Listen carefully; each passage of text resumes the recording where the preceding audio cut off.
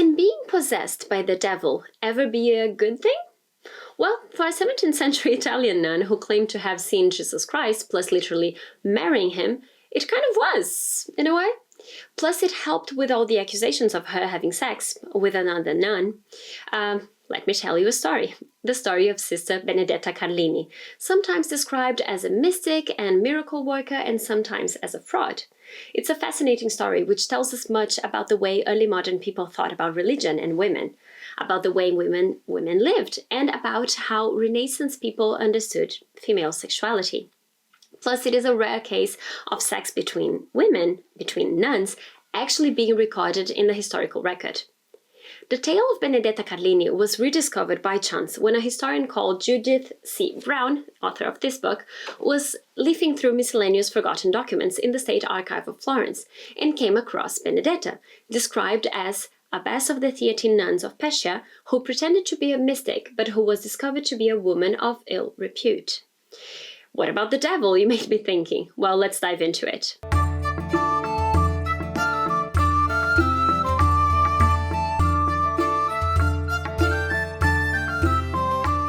Hello, lovely history fans. I'm Dr. Julia Martins. This is Pancake, and I'm a historian of gender and medicine. He's just a lovely cat. Anyway, I study how the body was understood in the past and how that shapes the present. If you would like to support my channel, please consider subscribing, and if you enjoyed this video, make sure to give it a thumbs up. In 2021, when we were all in lockdown, learning how to make sourdough and having meetings on Zoom while our kids ran wild, a new French film was released, and it was called Benedetta. It was, and I can't stress this highly enough, very loosely based on Immodest Acts, the book written by Judith Brown about Benedetta's life. It was a highly polemic movie which enraged many Christians with the lesbian nun storyline and disappointed many other viewers, myself included. To be fair, the film is unintentionally hilarious, and although there are some good things in it, I love the hand-stitched costumes, for instance, and I'll watch anything with Charlotte Rambling in it, let's be charitable and say that it's just not very good. But this isn't a review of the film. What I would like to do instead is to talk about the history behind Benedetta and what it tells us about Renaissance attitudes to women, sex, and mysticism. To do so, I'm relying on the transcriptions of the archival sources in Judith Brown's book, and many other secondary sources, which I'll list down below as always. Anyway, unhinged as the film might be, Benedetta's story is arguably even more so. It involved nuns, sex, angels, demons, and it was set in a convent in Tuscany in the late 16th and early 17th centuries. Now, keep in mind that convents were known for loose morals and sexual license, which is hardly surprising when you think about it. They were homes for women with a strong religious vocation, sure, but they were also places where unwanted women from wealthy families were sent. St. Augustine even wrote in a letter to his sister in 1453, so more than 1,000 years before Benedetta came along, to mind the other nuns when she joined the convent. The love which you, the nuns, bear one another ought not to be carnal, but spiritual. For those things which are practiced by immodest women, even with other females in shameful jesting and playing, ought not to be done even by married women or by girls who are about to marry, much less by widows or chaste virgins dedicated by a holy vow to be handmaidens of Christ. Let's rewind to Benedetta's origins. She was born in 1590 in Velano, a mountain village in the northwest of Florence. It was a difficult birth, which explains the choice of name. Benedetta means blessed, and her father promised there and then that she would become a nun. According to her, supernatural events had been a part of her childhood.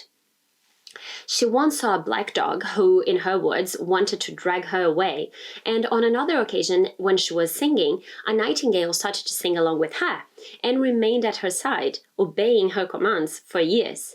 Benedetta believed this to be her guardian angel. She received a good and deeply religious education, as you might expect, since her family was very wealthy. When she turned 9, her father took her to nearby Pescia, a thriving market town of roughly 6,000 inhabitants, and there she would join a convent. There was an increased religious fervor in the air, in large part because of the Catholic Reformation, and so new convents were being created. The organization chosen by Benedetta's parents were the Theatines, which were still establishing themselves. and going through the process, the bureaucracy of receiving papal recognition. And you'll see in a little bit why this is significant.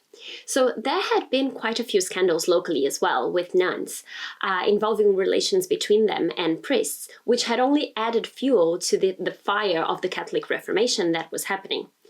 And having said that, life in the convent was typical. Communal, with fasting, modest dress, rigorous religious practices such as mortifying the flesh. And this was a very homosocial environment, which created the perfect opportunity for intimate relationships between women, be they platonic or sexual. But special friendships were very much discouraged. The nuns should think of nothing but their groom, Jesus. And so for years, Benedetta's life was uneventful, even though there was a mysterious episode of a statue of the Virgin leaning towards her to kiss her as Benedetta was praying and then falling on the floor. But her story really begins in 1613. So Benedetta was 23 years old, and she told the Mother Superior and her father confessor, Paolo Ricordati, that she was having visions, including angels and Jesus, and they all told her to follow her father confessor on her spiritual journey. So her visions reaffirmed the hierarchy in the convent, which was very convenient for those around her.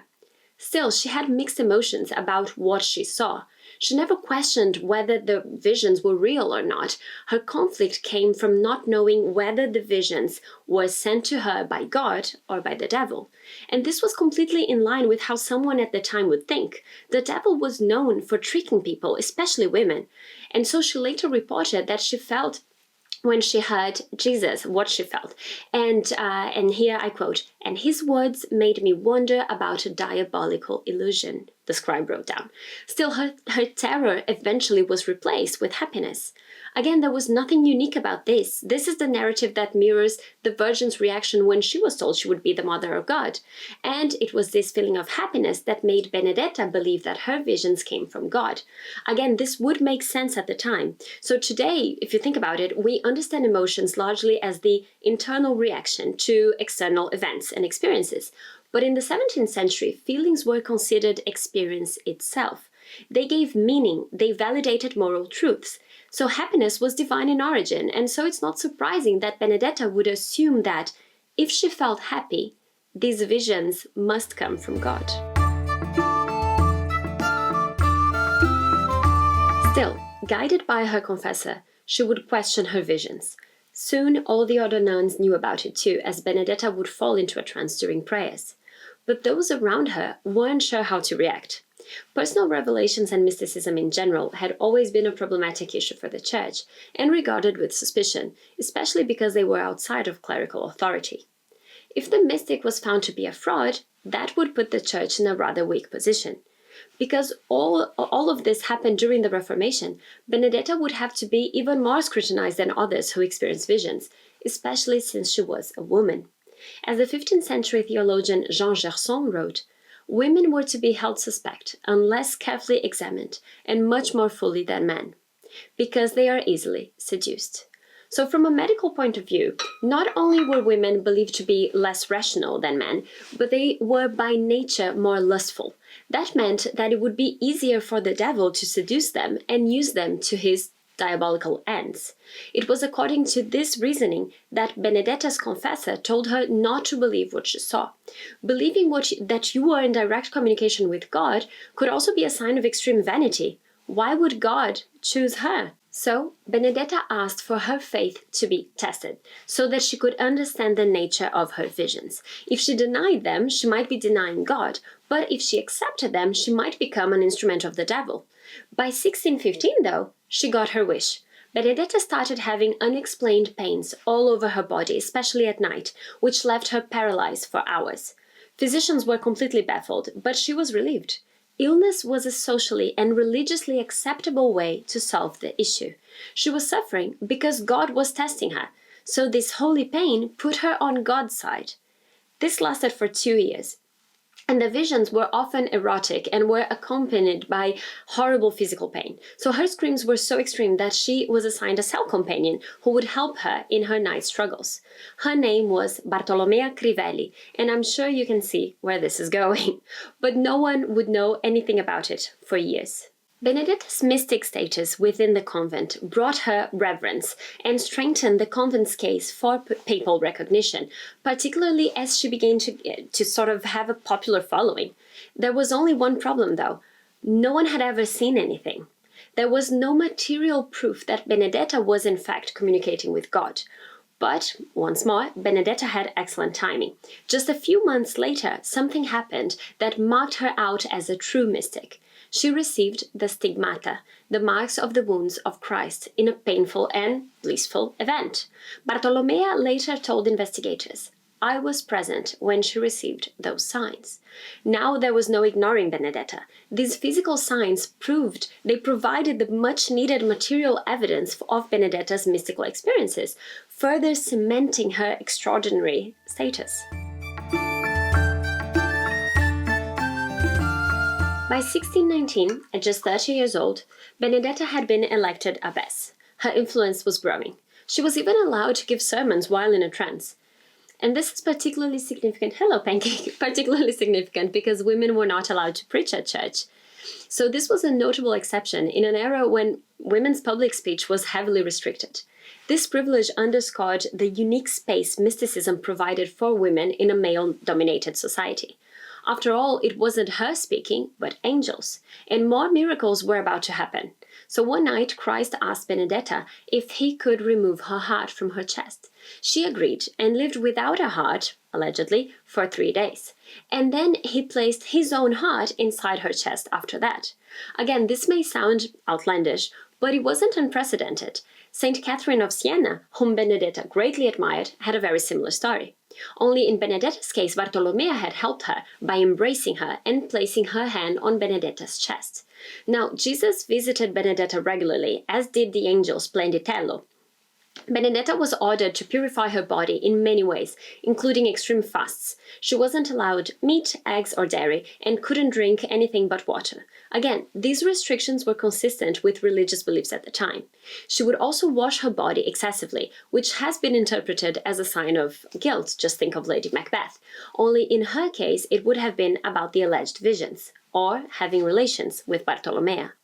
The peak of Benedetta's mystical experiences came when she declared that Jesus wished to formally marry her, providing detailed instructions for the ceremony, including decor and a guest list. This event, however, raised eyebrows, even among her contemporaries.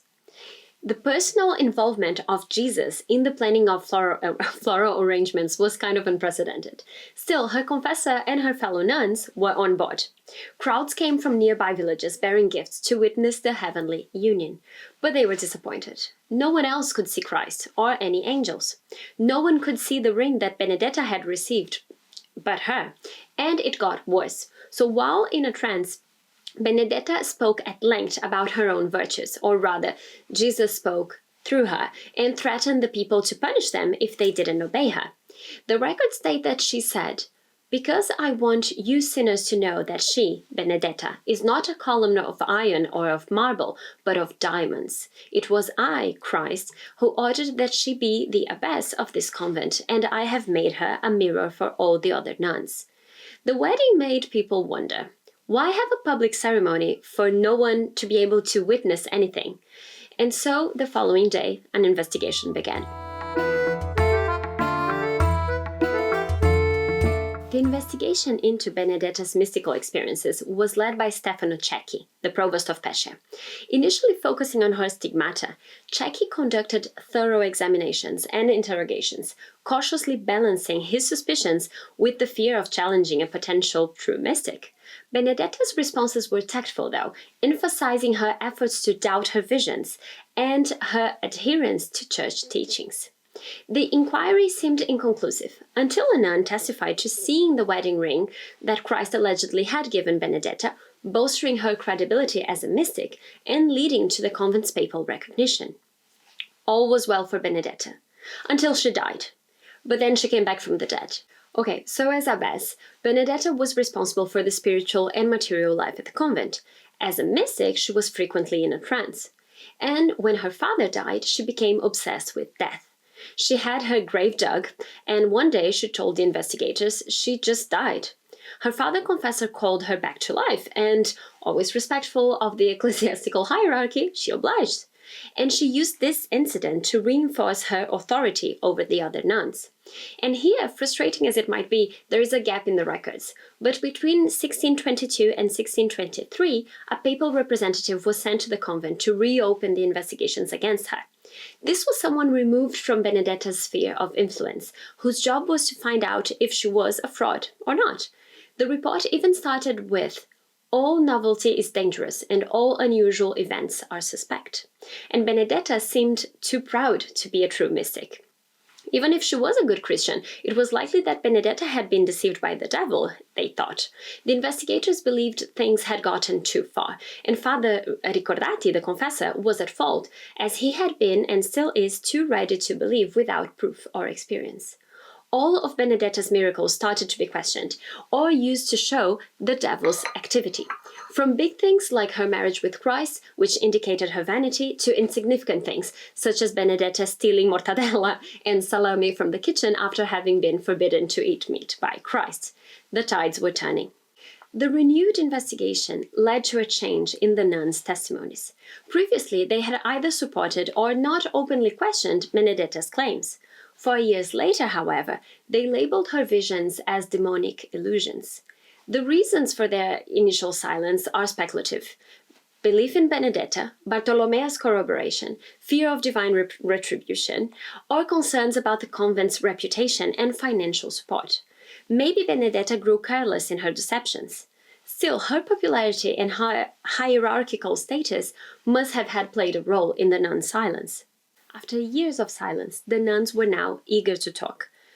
Benedetta didn't really mortify her flesh like the others. She fabricated her miracles. She used her own blood to simulate Christ's statue bleeding.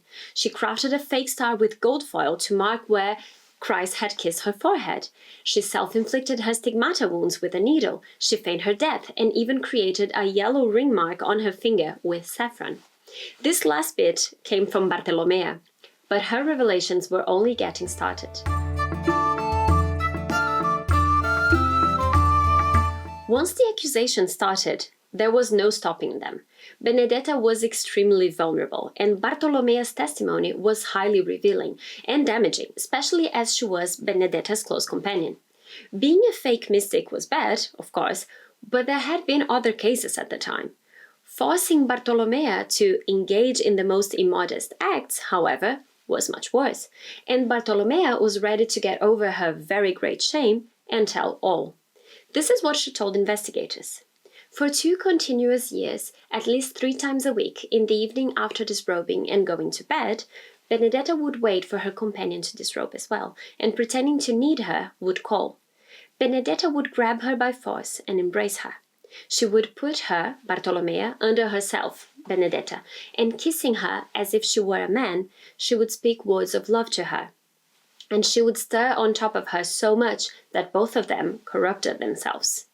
By describing Benedetta's forcefulness, her being on top like a man, and using her fingers to, Bartolomea was essentially framing the narrative in very gendered terms. She was in the passive female role, while Benedetta was in the masculine, active role. This was a way of protecting herself. For the investigators, this was a very disturbing testimony to hear. Even the scribe's handwriting grew illegible at parts, and he had to rewrite parts of the text. Just to be clear, the problem was not nuns having sex. Women were believed to be more lustful than men at the time, which we can see in many medical, legal, and theological texts stretching as far back as the Bible and Aristotle. So there were plenty of cases of accusations of sexual misconduct against nuns involving priests or laymen, which, although forbidden, had legal precedents on how to deal with it. The same goes for same-sex relations among priests. But this was inconceivable to the investigators. This was a very phallocentric culture, and writers often found it difficult to believe that women could be truly attracted to other women. I know. Some writers even saw these relationships as women practicing for the greater love that would follow, i.e. sex with a man. We can see in contemporary legal sources that there were hundreds, if not thousands, of cases of sex between men brought to ecclesiastical courts. but only a handful of cases involving women. And even then, they tended to involve cross-dressing and women assuming male roles in the social structure. Bartolomea said Benedetta had told her they weren't sinning. In fact, it wasn't Benedetta who was with her in bed. It was the angel, Splenditello, and Benedetta would always speak with that voice when they were together in bed. The angel even promised that Bartolomea would eventually be able to see him too, and they swore their mutual love. And if this is giving you serious Phantom of the Opera vibes, you're not alone. That's how I feel as well.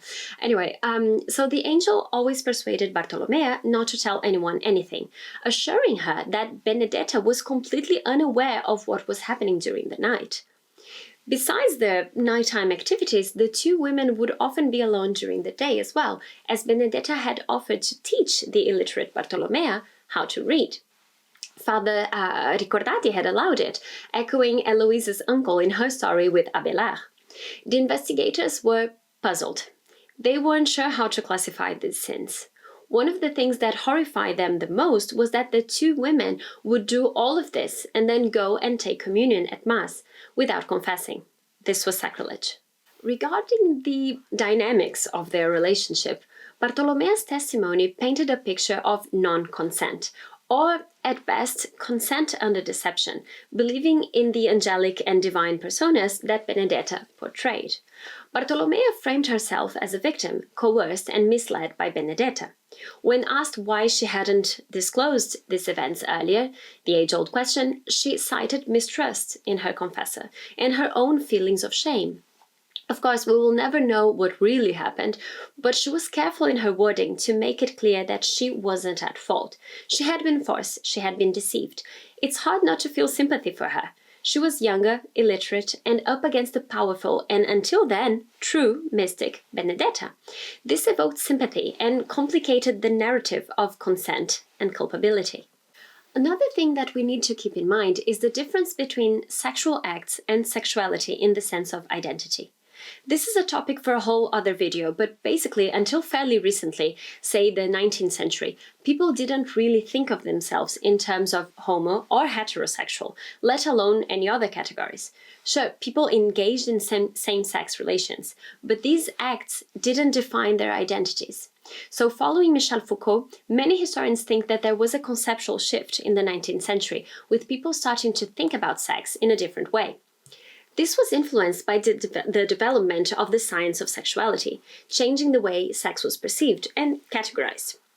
But to sum it up, 16th century and 17th century people might use words like lesbian to describe the sexual act between two women, but not the women themselves. We're talking about behavior, not people's identities, which is why historians try not to label people of the past using contemporary categories. This distinction is crucial here when considering historical records, because they often used vague terms like unmentionable vice, unspeakable sin, and silent sin. So understanding this helps avoid anachronistically applying modern labels to historical figures and contexts. And it also explains how people might be punished differently. For someone like Bartolomea, living in 17th century Tuscany, the supernatural was real, and she may well have believed that she was in bed with an angel, or with a demon.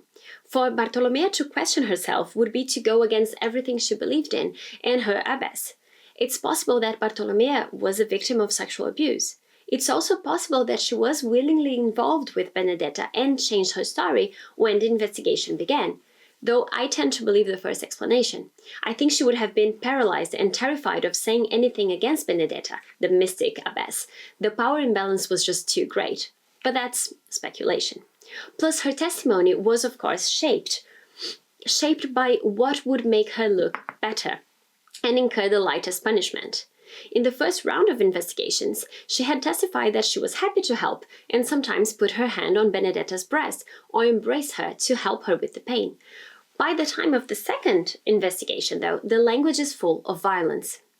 In any case, we can't know if her ambivalence came from an inner conflict or a desire to protect herself. And all we know comes from Bartolomea herself. Benedetta wouldn't admit anything to investigators. How could she, if she was indeed possessed by the devil and didn't remember?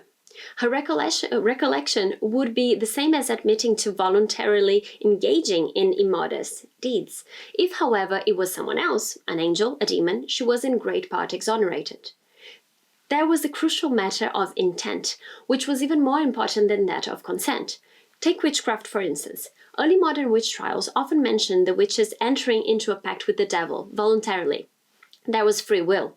They might have been seduced by offers of sex or power, but witches were usually seen as having agency.